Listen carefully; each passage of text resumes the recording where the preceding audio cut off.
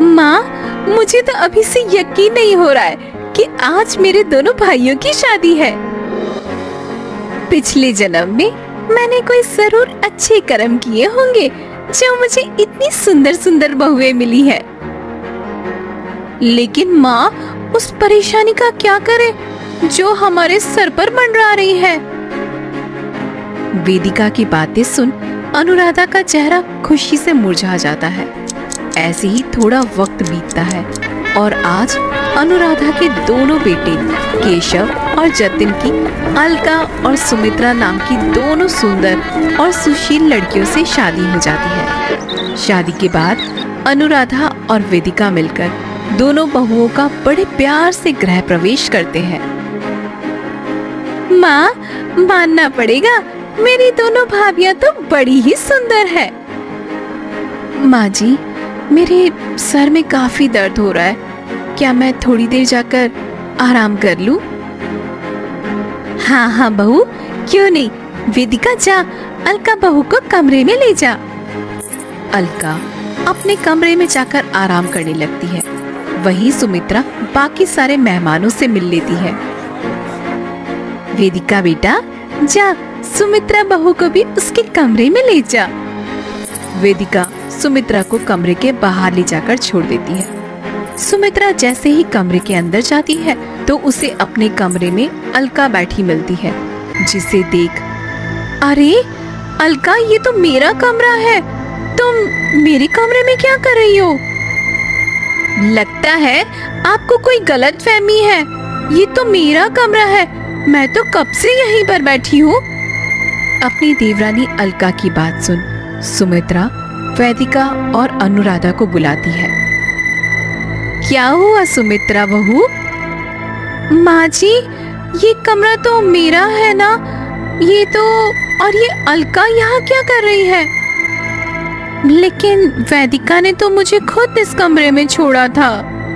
आखिरकार हम दोनों में से ये कमरा है किसका?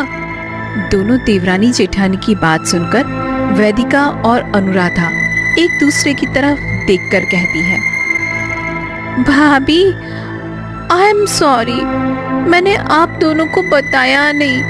आप दोनों तो जानती है ना, हम एक नॉर्मल मिडिल क्लास फैमिली से हैं। हमारे घर में सिर्फ एक कमरा और एक हॉल है। हॉल में तो मैं और माँ सो जाते हैं और इस कमरे में शादी से पहले दोनों भैया सोते थे। लेकिन अब आप दोनों को भी उनके साथ इस कमरे में सोना होगा। क्या? वेदिका, ये तुम क्या कह रही हो? बहू, मैं जानती हूँ तुम्हें सुनकर काफी हैरानी हो रही होगी, और तो और आज बेटा तुम दोनों की सुहागरात भी है। लेकिन तुम ज्यादा परेशान मत हो, जैसे ही पैसों का जुगाड़ होगा बेटा, मैं एक और कमरा बनवा दूंगी। अपनी सास और ननद की बात सुन दोनों देवरानी जेठानी अपना अपना सिर पकड़कर बैठ जाती है। थोड़ी देर में उनके पति केशव और जतिन एक साथ कमरे में आते हैं। मुझे अभी माँ ने सारी बात बताई, लेकिन हमें ज्यादा दिन तक इस कमरे में नहीं रहना होगा। हम जल्दी अलग कमरा बनवा देंगे। तब तक के लिए हमारे पास एक अच्छा जुगाड़ है। दोनों भाई कमरे के बीचों बीच एक पर्दा लगा देते हैं, जिसकी एक तरफ देवरानी अपने पति के साथ खाट पर बैठी होती है, वहीं दूसरी तरफ खाट पर जेठानी। सुमित्रा, अब छोड़ो ना गुस्सा, आज हमारी सुहागरात है और तुम हो कि ऐसे मुंह फुलाकर बैठी हो। मेरा बस चले तो मैं तुम्हारे सर पर मारकर तुम्हारा सर भी भुला दूं। क्या क्या सपने देखे थे मैंने अपनी सुहागरात को लेके, लेकिन सारे सपने तुम्हारी वजह से शीशे की तरह टूटकर चूर चूर हो गए हैं। और तुम चाहते हो मैं तुमसे बैठकर प्यार भरी बातें करूं? हाँ। जहाँ इस तरफ जेठानी सुहागरात को लेकर काफी ज्यादा परेशान होती है, वहीं दूसरी तरफ मैं जानता हूँ अलका, तुम मुझसे गुस्सा हो, लेकिन ये देखो मैं तुम्हारे लिए क्या लेकर आया हूँ, तुम्हारी पसंदीदा चॉकलेट। मैं जानता हूँ तुम्हें चॉकलेट बहुत पसंद है। यहाँ हमारी पूरी की पूरी सुहागरात खराब हो गई और तुम्हें चॉकलेट की पड़ी है। अलका गुस्से से जतिन से चॉकलेट लेती है और उसे पर्दे के उस तरफ फेंक देती है, जो सीधा सुमित्रा के सर पर जाकर लगती है। इतना ही फेंकने का शौक है तो बाहर जाकर फेंको ना, यहाँ नहीं। यह मेरा कमरा है, कोई कुश्ती का अखाड़ा नहीं है। तुम्हारे साथ साथ ये कमरा मेरा भी है। मैं यहाँ कुछ भी करूँ, तुम होती कौन हो बोलने वाली? अपनी अपनी पत्नियों को इस तरह लड़ता देख दोनों पति अपनी पत्नियों को जैसे तैसे करके शांत करवाते हैं और ऐसे ही थोड़ा वक्त बीत जाता है। मेरी जान, अब छोड़ भी दो ना गुस्सा। मैं तुम्हें कल ढेर सारी शॉपिंग करवाने के लिए ले चलूंगा और हम लंच भी बाहर करेंगे। तुम सच कह रहे हो? कहीं मुझे पागल तो नहीं बना रहे हो? अरे पगली, तुम्हें पागल बनाकर मुझे पागल खाने में एडमिट थोड़ी ना होना है। जतिन की बात सुन अलका हंसने लगती है। वहीं अब दोनों पति पत्नी आपस में प्यार भरी बातें करने लगते हैं, लेकिन वहीं दूसरी तरफ जेठानी का तो अभी तक भी मुंह फूला हुआ था। पता है, मैंने तो ये भी सोच लिया था कि हम लोग किस गाने पर डांस करेंगे। तो क्या हुआ, अब हम डांस कर लेते हैं। हे भगवान, ये मेरी ना किस पागल आदमी से शादी करवा दी मेरी माँ ने। पहले तो हम दोनों देवरानी जेठानी को सुहागरात पर एक कमरा मिला, हमारी सारी सुहागरात बर्बाद हो गई और अब ये आदमी चाहता है कि मैं एक कमरे में अपने देवर देवरानी के रहते हुए इसके साथ डांस करूं। सुमित्रा इतना बोल ही रही होती है कि तभी अचानक उसके बिस्तर पर छत से छिपकली गिरती है, जिसे देख सुमित्रा जोर जोर से चिल्लाने लगती है। छिपकली, छिपकली!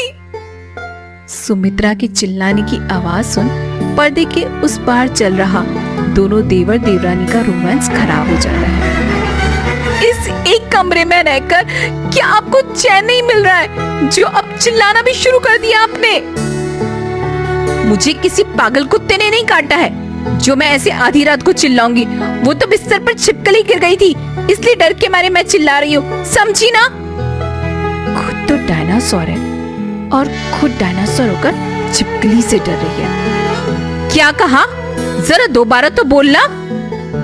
कुछ नहीं, लगता है आपके कान बज रहे हैं। दोनों देवरानी जेठानी एक दूसरे से मुंह फुलाकर जाकर सो जाती है। बड़ी मुश्किल से सभी को नींद आई होती है कि तभी अलका की खर्राटों की आवाज सुन सुमित्रा की नींद खुल जाती है। भगवान, क्या मुसीबत है! सुहागरात तो बन ही नहीं पाई, कम से कम चैन की नींद तो सोने दो। हाँ हाँ, जैसे मैंने तो बड़ी सुहागरात मना ली है। ये सब कुछ भी जो कुछ हो रहा है ना, सिर्फ आप दोनों की वजह से हो रहा है। अलका बिल्कुल ठीक कह रही है। अगर इस बारे में हमें पहले से पता होता तो हम शादी ही नहीं करते। आप दोनों की वजह से आज हमें ये दिन देखना पड़ रहा है। लेकिन इसमें हमारी क्या गलती है? सारी गलती आप दोनों की है। अब बहुत हुआ, अब इस कमरे में बस हम दोनों देवरानी जेठानी सोएंगे। निकल जाओ आप दोनों कमरे से बाहर। दोनों देवरानी जेठानी मिलकर अपने अपने पतियों को कमरे से निकाल देती हैं और बेचारे दोनों भाई सुहागरात के दिन छत पर मच्छरों के साथ कुश्ती में लड़े हुए थे। जैसे तैसे कर रात बीतती है। अगले दिन दोनों देवरानी जेठानी का गुस्सा शांत होता है। अरे बहू, कल रात कुछ परेशानी तो नहीं हुई ना? कहाँ की परेशानी, एसी वाला लग्जरी बेडरूम रूम जो दिया था, तो कैसे परेशानी होती। दोनों देवरानी जेठानी की शादी को पूरा 1 महीना बीत जाता है, लेकिन इन्होंने अभी तक अपनी सुहागरात नहीं मनाई होती, जिसके चलते दोनों ही अक्सर हर छोटी छोटी बातों पर अपने पतियों से लड़ाई करना शुरू कर देती। ऐसे ही समय बीतता है और एक दिन, अलका बहू, हम सब लोग शाम तक लौट आएंगे, तुम रात के खाने की तैयारी करके रखना, ठीक है? अच्छा होता अगर तुम दोनों भी हमारे साथ चलते। मन तो मेरा भी बहुत है माँ जी, लेकिन आज इन्हें काफी सारा काम है और इन्हें छोड़कर मैं आप लोगों के साथ कैसे जा सकती हूँ। अनुराधा अपने पूरे परिवार के साथ मंदिर के दर्शन के लिए जा रही होती है। लेकिन काम की वजह से अलका जतिन को घर पर ही रुकना होता है। सारा परिवार दर्शन के लिए निकल जाता है, जिसे देखकर फाइनली आज हम दोनों को एक दूसरे के साथ टाइम बिताने का मौका मिल ही गया। अच्छा हुआ मैंने काम का बहाना कर दिया, वरना ना जाने ये मौका भी हमें कब मिलता। सबके जाने की खुशी में दोनों पति पत्नी एक साथ अच्छा वक्त बिताते हैं और अब म्यूजिक चलाकर एक दूसरे का हाथ पकड़कर डांस करने लगते हैं। लेकिन तभी अचानक घर से थोड़ी दूर पर पहुंचते ही जोरों की बारिश होती है, जिसे देख अब पूरा परिवार सीधा घर आ जाता है। लेकिन जैसे ही वो सब लोग घर पर पहुंचते हैं तो अलका और जतिन को जरा डांस करता देखकर सभी हैरान हो जाते हैं। छी छी छी छी छी छी, शर्म नहीं आई तुम दोनों को? कम से कम मुझ बुढ़िया का ही लिहाज कर लेते। ये सब काम बंद कमरे में अच्छे लगते हैं, ऐसे खुलेआम नहीं। माँ जी, तो इसके लिए बंद कमरा भी तो होना चाहिए ना। आपने हम दोनों देवरानी जेठानी को एक ही कमरा दे रखा है।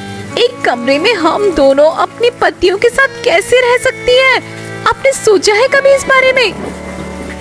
मुझे तो कहते हुए भी शर्म आती है, लेकिन अभी तक हम लोगों में से किसी ने अपनी सुहागरात तक नहीं मनाई है।